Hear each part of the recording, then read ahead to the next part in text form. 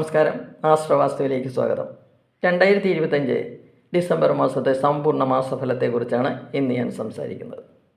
2025 December മാസം വളരെ പ്രത്യേകതകളുള്ള ഒരു മാസമാണ്. ഒന്നാമതായി, ഗുരു നവംബർ 11 മുതൽ വക്രാവസ്ഥയിൽ സഞ്ചരിക്കുന്നു. കൂടാതെ ഗുരു ഡിസംബർ 5 മിഥുനൻ രാശിയിലേക്ക് രാശിമാറ്റം നടത്തുകയും ചെയ്യുന്നു. അടുത്തതായി ചൊവ്വ 2025 നവംബർ 5 മുതൽ 2026 ഏപ്രിൽ 1 വരെ മൗഢ്യാവസ്ഥയിലാകുന്നു. അടുത്തതായി ശനി 2025 ജൂലൈ 13 മുതൽ വക്രാവസ്ഥയിൽ സഞ്ചരിച്ചിരുന്ന ശനി 2025 നവംബർ 28 മുതൽ നേർരേഖയിൽ സഞ്ചാരം തുടങ്ങും. അടുത്തതായി നമുക്ക് ഗ്രഹനിലയിലേക്ക് കിടക്കാം. സൂര്യൻ ഡിസംബർ മാസത്തിൽ വൃശ്ചികം, ധനു എന്നീ രാശികളിലൂടെയാണ് സഞ്ചരിക്കുന്നത്.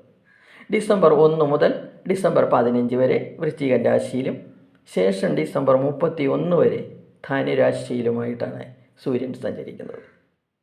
കുജൻ ഡിസംബർ 7 വരെ വൃശ്ചികൻ രാശിയിലും ശേഷം ധനുരാശിയിലുമായി സഞ്ചരിക്കുന്നു. ബുധൻ നവംബർ 23 വക്രാവസ്ഥയിൽ തുലാൻ രാശിയിലേക്ക് രാശി മാറിയ ബുധൻ ഡിസംബർ 6 വൃശ്ചികത്തിലേക്ക് തിരികെ വരുന്നു. ശുക്രൻ നവംബർ 26 വൃശ്ചികത്തിൽ പ്രവേശിച്ചു. ഡിസംബർ 20 ധനുരാശിയിലേക്ക് രാശി മാറും.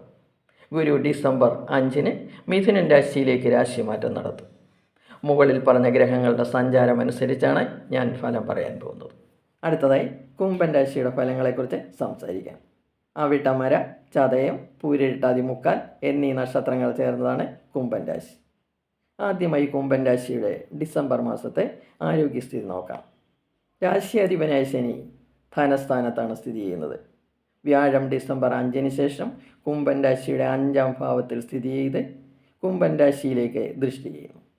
7ാം ഭാവാധിപനായ സൂര്യൻ ഡിസംബർ മാസത്തിൽ കുംഭൻ രാശിയുടെ 10, 11 എന്നീ ഭാവങ്ങളിലൂടെയാണ് സഞ്ചരിക്കുന്നത്. 8ാം ഭാവാധിപനായ ബുധൻ 9, 10, 11 എന്നീ ഭാവങ്ങളിലൂടെയും സഞ്ചരിക്കുന്നു. കൂടാതെ 4ഉം 9ഉം ഭാവാധിപനായ ശുക്രനും 10ഉം 11ഉം ഭാവങ്ങളിലൂടെയാണ് സഞ്ചരിക്കുന്നത്. ഇവയെല്ലാം ആരോഗ്യവർദ്ധനവിനെയും സ്ഥാനമാനങ്ങളെയും ധനാഗമത്തെയും മനസ്സന്തോഷത്തെയും വിജയത്തെയും സൂചിപ്പിക്കുന്നു. അടുത്തതായി കർമ്മരംഗത്തെക്കുറിച്ച് ചിന്തിക്കാം. 10ാം ഭാവാധിപനായ ചൊവ്വ ഡിസംബർ 7 വരെ സ്വക്ഷേത്രവാനായി 10ാം ഭാവത്തിലും ശേഷം 11ാം ഭാവത്തിലുമാണ് സ്ഥിതി ചെയ്യുന്നത്. ഇത് കർമ്മരംഗത്ത് ഉത്സാഹവും ഉണർവും വർദ്ധിപ്പിക്കുന്നു. പുതിയ പ്രവർത്തനങ്ങൾക്ക് ആരംഭമിടാൻ കഴിയുന്നു. ആത്മവിശ്വാസം വർദ്ധിക്കുന്നു. എല്ലാ കാര്യങ്ങളിലും വിജയവും ഉദ്യോഗസ്ഥർക്ക് അധികാര സ്ഥാനങ്ങളും ലഭിക്കുന്നു. വരുമാനം വർദ്ധിക്കുന്നു. ഭൂമി ക്രയവിക്രയങ്ങളിൽ വൻപിച്ച നേട്ടങ്ങൾ ഉണ്ടാകും. ഭൂമി, വീട്, വാഹനം എന്നിവ അധീനതയിൽ വരും. റിയൽ എസ്റ്റേറ്റുകാർക്ക് അനുകൂല സമയമാണ്. 7ാം ഭാവാധിപനായ സൂര്യൻ്റെ സ്ഥിതി ബിസിനസ്സുകാർക്ക് ഗവൺമെൻറ്റിൽ നിന്നും ആനുകൂല്യങ്ങൾ നൽകുന്നു. ഗവൺമെൻറ്റിൽ നിന്ന് ലഭിക്കാതെ കിടന്ന പണം ഉടനെ ലഭിക്കും. ബിസിനസ് പങ്കാളികളുടെ വൻപിച്ച സഹായം ലഭിക്കുന്ന സമയമാണ്. വിദേശ ബിസിനസ്സുകളിൽ നിന്ന് ആനുകൂല്യങ്ങൾ ലഭിക്കും. ധാരാളം പുതിയ ഓഫറുകൾ വരുന്ന സമയമാണ്.